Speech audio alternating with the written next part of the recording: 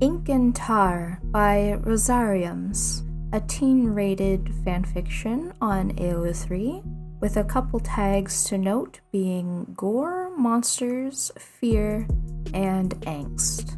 Summary: what happens when a friend doesn't look like a friend anymore? When soft and tender hands turn to warped claws and laughing becomes a growl? What happens when you become a monster and realize slowly that no one can afford to love you anymore? And what happens if you love a monster anyway? Or, Bomb becomes a monster, and the team doesn't quite know what to do. The 25th Bomb has never been normal in any sense of the word. Abnormal upbringing, abnormal power. He thinks this to himself as black ooze gushes out of the wound on his stomach. Abnormal body. He's not even human. He knows everyone else notices. He can feel them stare. He wipes the ooze aside. Kun only has eyes for the injury, rushing over to Bomb with the firefish at the ready. Are you hurt badly? Are you alright, Bomb? He knows it's wrong to look at this and not feel concern. He knows Bomb himself is wrong fundamentally. 20,000 kinds of messed up and twisted inside, with tar for blood and stone for bone. But it's Bomb, and even if he has a heart of nothing but ink, it's his Bomb, and he decides he doesn't care. He's unhurt. That's what matters. Kun knows their friends worry too, just like him. He notices the slightest hesitation in Usu's step as he goes to approach Bomb. The nervousness in Hatsa's dark eyes as Bomb screams and growls. Can't even speak, at an enemy. How when Dorsey has finally stopped asking Bomb on dates. They're worried, but it's different. They're worried about him, not for him. Bomb worries too, Kun thinks. He worries that he can't stop himself, that he's going to be alone. Kun knows Bomb fears being alone more than anything. No matter what creature Bomb becomes, he won't let it happen. He loves him. Rock is unreadable. Kun's never been great with reading the gator, not when he's silent like this. But then he catches Bomb scratching with claws at his arms until he bleeds black, howling, and it's Rock there to comfort him. Bomb is mutating like a plant in nuclear waste. The next time they see him, his hands are black and sharp and warped. He doesn't comment. Just sits tired at the table. Kun thinks he's in pain. No one touches Bomb all day. Kun thinks about it, but he doesn't know how to. How can he comfort someone? How can he go up to Bomb and say, "It's okay," when it's not, when he's losing himself and hurting himself? Kun avoids the growing loathing he has with his own self. He avoids that sinking feeling of worthlessness that hangs over him like a fog. He never knows what to say, how to comfort or be kind, so he goes out to buy something and hopes that says what he's never been able to. He leaves the gift on Bomb's bedside table and is unaware that Bomb cries over it later. Bomb doesn't care about money. He doesn't care about things. He just wants to be loved again. Hwarun does not consider Bomb as lovable. She never has. She has simply been there, watching, waiting. Monsters are inevitable when death doesn't come. And gods are the worst monsters of all. FUG, she knows, loves monsters in a way a smith loves their hammers, and an artist loves their brush. The 25th Bomb is simply a black scythe for the reapers of the tower. and he is aimed at the neck of the king. She finds the reactions of the others funny. They're blind to the bigger picture, obsessed with a shell of the past. A small boy in a scarf and a red vest that died long, long ago. He was never truly real. It's funny that they think he's still here. Hopelessness never suited her. I love him, Kuhn thinks, and he knows that's hopeless too. Isu knows hopelessness. He knows struggle. He knows the feeling of climbing and climbing as a weak link, as the Shinzu pressure builds and weighs on his bones. It's painful. He can't imagine the pain of Bomb's grotesque transformation. Bomb's eyes had melted out of his head, running down bone-white cheeks in a disgusting ooze, and grew back as purely black orbs with thin golden rings. He knows Bomb is in agony, but he just can't help but be terrified. Any normal person would be terrified. He feels guilt. He could be there for his friend, but he's too afraid of the same person with the sweet smile and the warm, outstretched hands. But what is there to do when those hands are dead and cold and the smile is jagged and sharp with needle fangs, too many to count? He doesn't know. He wants to hug Bomb again. He doesn't. Instead, he sits with Kuhn and listens as Kuhn vents his feelings for the first time in decades. The light bearer is a shaken soda can, and he's exploding, gushing out guilt and regret and anger and fear and sadness and love.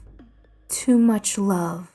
An overwhelming amount of love for the same monster everyone else has begun to reject.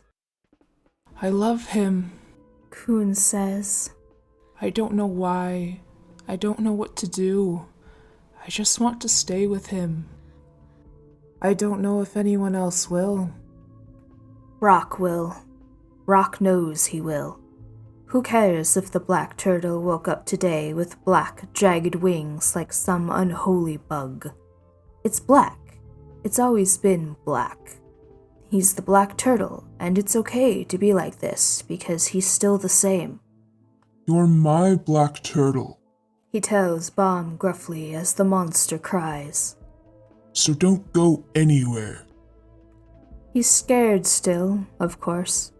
Even wraith raisers can be scared. But he can't be scared of the black turtle. Not ever. Turtles are sensitive things that need love and care. The black turtle would never hurt them. He's just lonely. The other idiot turtles are just too stuck in their own shell to realize. He's scared that they never will. Bomb is lonely by nature, by design. It's as if he was always meant to be this way. It would be better if he was still stuck in the cave. If it was in the cave. It's hard thinking of himself as a person, as anything but a creature.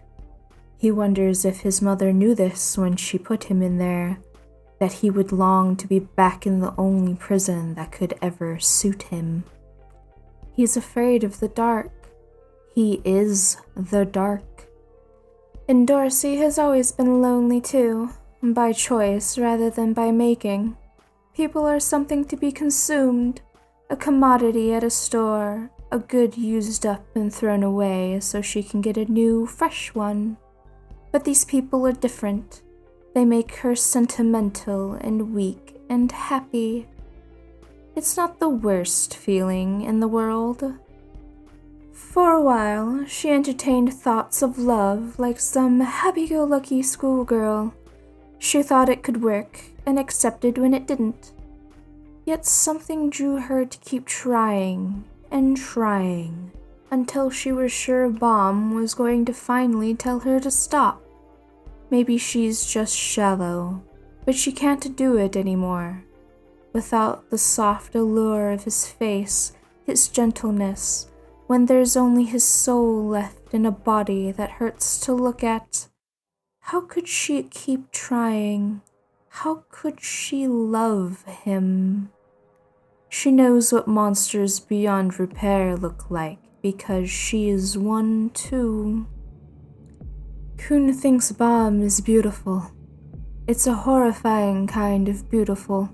The type of beautiful a well-executed murder is.